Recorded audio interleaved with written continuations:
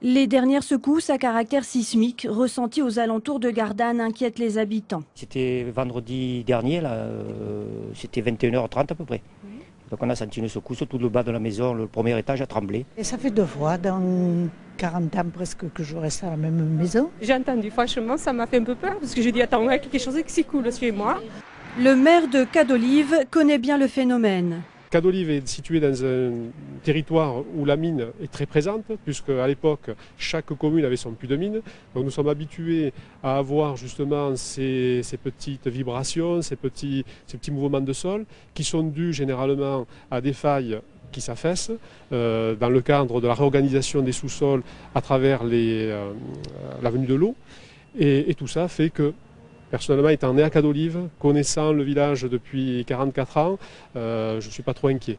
Nous sommes au cœur du bassin minier. Ici, l'eau évacuée par pompage dans les années 1907 afin de permettre l'exploitation des mines de charbon remplit à nouveau les sous-sols. C'est ce remplissage qui induit des mouvements de terrain. Le Bureau de recherche géologique et minière explique le phénomène.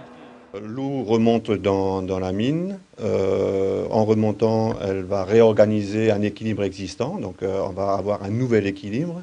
Quand ce nouvel équilibre est atteint, voilà, le sol est de nouveau stabilisé.